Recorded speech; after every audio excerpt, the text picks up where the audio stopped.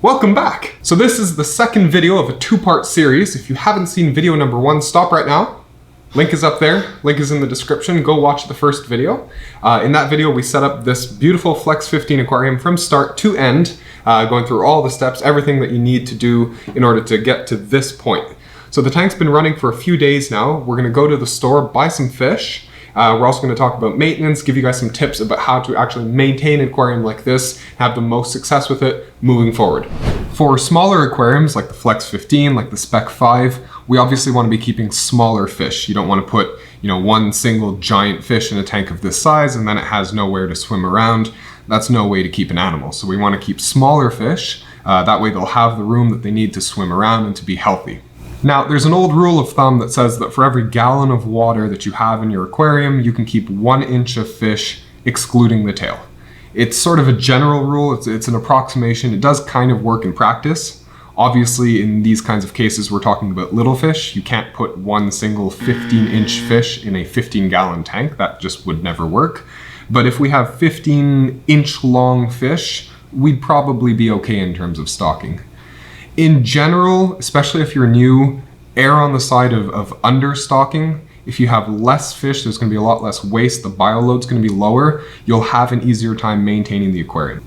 Even though this aquarium is a little bit smaller and we want to be keeping smaller fish, that doesn't mean that we don't have much selection to choose from. That doesn't mean that we're restricted in terms of our choices. There's all kinds of fish that work really well in these sizes of aquariums that will be available at all of your local fish shops that you'll be able to pick up for your tank. For example, just to name a few, bettas, most species of bettas will be really good in smaller tanks like this. Smaller tetras, rasboras, small gouramis, dwarf and honey gouramis, for example. Some of the live bearers, platies and guppies, for example, really great in a tank of this size. Most killifish would work really well. Some species of cichlids, the shell dwellers, for example, would work really nicely in this. Some species of corydoras, autocinclus. You've got all kinds of options to stock in a tank like this. There aren't just fish as well. Crayfish would work really nicely. There's some smaller species that you could keep. Shrimp, there's all kinds of mano shrimp, cherry shrimp are the most popular ones. And you could even keep snails. A nearite snail, for example, would be perfectly at home in a tank like this. So although the tank is small and we're looking at smaller species, we've still got all kinds of options. Now, before you go to your shop, of course, you do want to do some research so you at least know a little bit about what you're looking for, what you can and can't keep in the tank. But of course, the staff at your local retailer will be able to help you and make the best choice for your particular aquarium. Now, the most important thing to remember is that we can't add all of our fish right at once. That'll just completely overload the biological filtration in the aquarium and we're going to have some real problems. I like to think about the biofiltration of an aquarium a little bit like a muscle. So if you have never worked out a single day in your life and you go and you try to pick up something extremely heavy, you're not going to be able to, and you'll probably hurt yourself in the process. But if you train and you work out and for every day for a year you go to the gym, at the end of a year you'll probably be able to pick up that extremely heavy object. An aquarium's biological filtration is the same.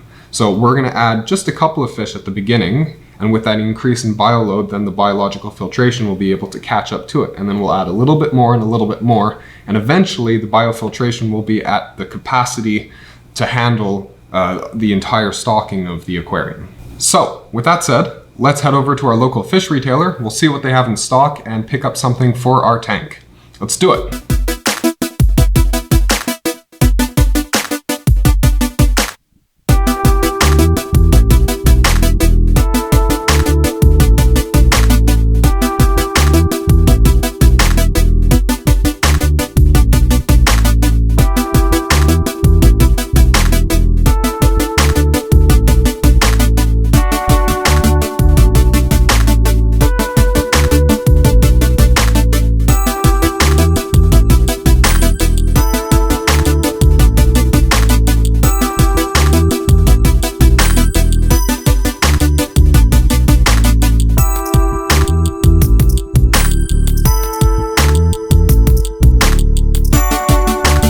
And we are back.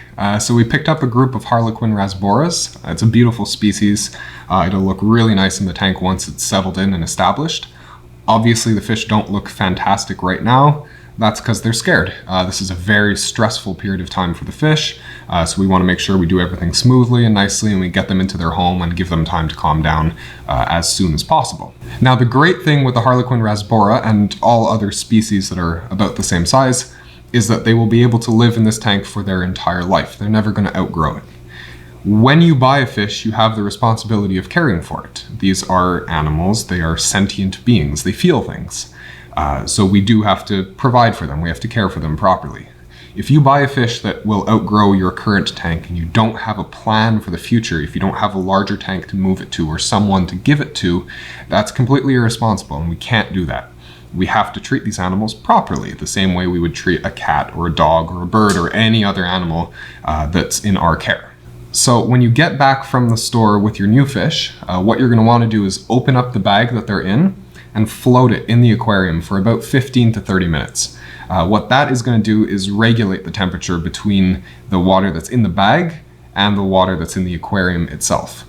The fish are cold-blooded animals, so they are at the same temperature as whatever their environment is. If that temperature suddenly changes very drastically, it's very bad for the fish. So we want to make sure that the water in the bag and the water in the aquarium is the same temperature when we actually add the fish to the tank. That way they won't have that shock and they'll have a much better chance of being healthy and of surviving. So we are going to wait about 15-20 minutes, and at that point these little guys will be ready to go into their new home. While we wait, I'm going to stare at the fish and wonder how it's possible for something to be this cute. 20 minutes later. Okay, it's been 20 minutes. Let's put the fish in. When we are adding our fish to our aquarium, we don't want the water from the bag to go into the tank. It's full of waste, it's not good anymore. We don't want it being introduced into the fish's home. So we're going to use a net. We're going to take the bag, pour it into the net, that'll catch all the fish, and then we'll be able to add them into the aquarium. So I'm going to go do that, and we'll be right back. And done. So the fish are in, they're hiding because they're scared. Again, this is a very stressful experience for the fish. Their entire world has just been picked up and moved very suddenly. This is all new to them, so you can't expect them to be totally calm right away. They're gonna be scared, they're gonna wanna hide. Give them a few hours, even a day or two, to really come out and be comfortable, start showing all their nice colors. This is a good time to use our tap water conditioner. This contains various extracts which actually help to calm the fish and soothe them. It'll also coat their skin and their scales so that their slime coat is nice and thick. Sometimes when you're moving the fish, when they're caught, when they're transported, that can sort of rub off. So making sure it's at its maximum is a good idea during this very stressful experience. So while we wait for the fish to calm down, I can actually see there's there's actually two brave little guys who are coming out already, so that's a really good sign. But while we wait for them to relax and get acclimated to their new tank, let's talk about maintenance. There's some things you need to do on a daily basis, weekly, monthly, and even yearly. So we're going to run through the whole checklist and make sure you guys know everything that you need to do to keep the aquarium clean and the fish happy. So let's start with daily activities. This basically consists of looking at your aquarium. You just want to make sure that everything is running smoothly, that nothing catastrophic has happened while you were away. So the return pump, is it pumping water properly? Is the heater on and heating to the right temperature? Is the light coming on when it should? Is anything leaking or overflowing? Real basic stuff like that. Just make sure everything is okay. You'll also want to feed your fish on a daily basis. Now there's different kinds of food. There's dried foods, there's frozen foods, there's even live foods that you can give to your fish. That's a whole subject in of itself. We've covered it in more detail. I'll link the video up there. But as a main staple diet for your fish, we recommend bug bites. Now this is a super high quality food. It has black soldier fly larvae as the #1 ingredient across all the formulas. And that's a very natural protein source for the fish, and it's a very, very healthy protein source. So that's definitely a good staple. And then you can, throw in some different foods, different kinds, get some variety in there. That'll be best for your fish. Now on a weekly basis, we're gonna wanna perform a water change. What does that mean? Basically, it's a couple of steps. It's very straightforward. It should not take you too long. It should not be too tedious to do. I'm gonna walk you through all of the steps right now. Now, step 1 is to clean the aquarium glass. Obviously, if the glass is dirty, you won't be able to see into the tank nicely. It won't look nice We don't want that to happen. If you clean it on a weekly basis, you'll prevent any algae from really accumulating and getting difficult to remove, so it's definitely the right strategy. To clean the glass, you can use an algae magnet, you can use a scrubber, a scraper, a toothbrush, whatever you have that works best for you and that doesn't scratch the aquarium glass. So yeah, just go over, make sure it's clean, and then we're on to step 2. Now step 2 is to remove about 1/3 of the water and to clean out the gravel.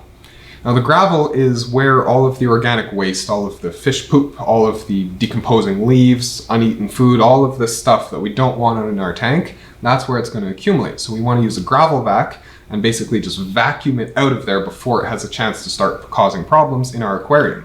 The ProVac is a really great tool. We have a full line of gravel vacs that'll do this job really nicely for you.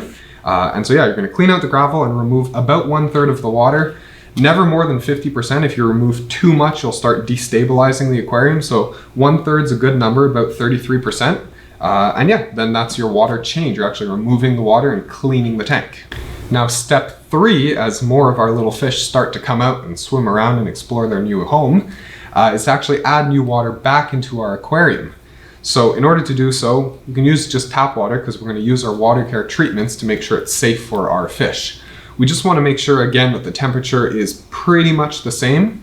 You don't need to sweat it too much because even if it's off by a little bit, since we've only removed about 1/3 of the water, we've got 2/3 of the water left to actually regulate that new water that comes in. So even if the tap water is a little bit off, in the total volume of the aquarium, there won't really be any noticeable change and the fish will be fine.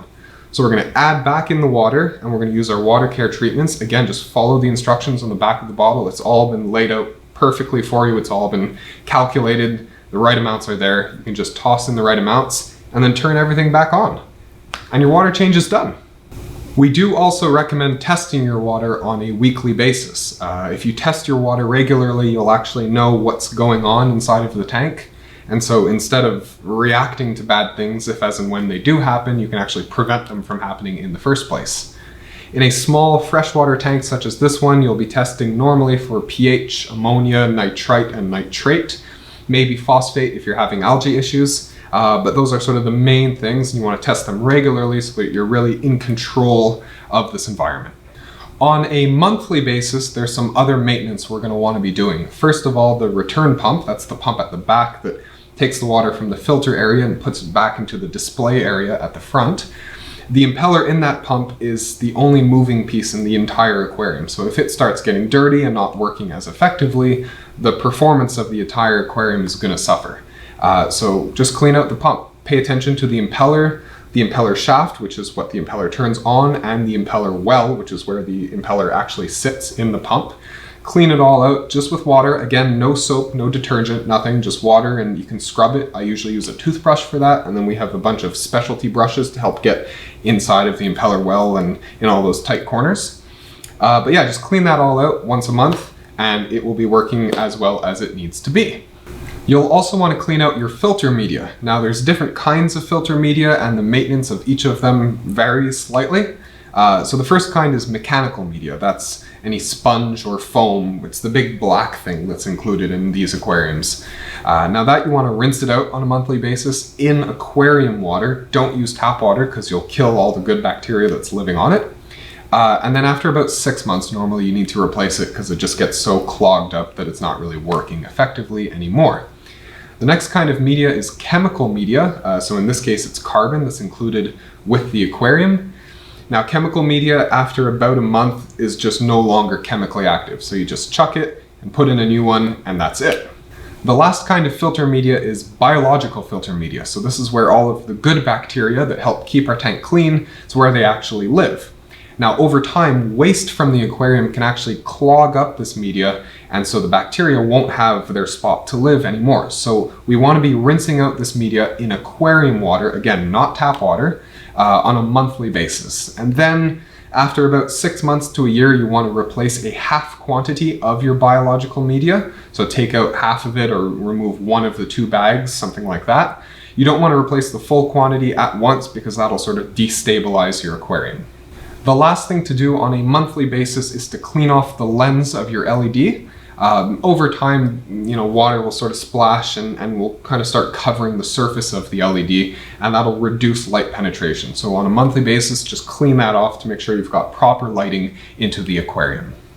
And last but not least, our yearly maintenance. Now there's only actually one thing to do, the impeller in the pump. Again, it's the only moving piece in the entire aquarium, and it's sitting there 24/7 spinning in circles like this.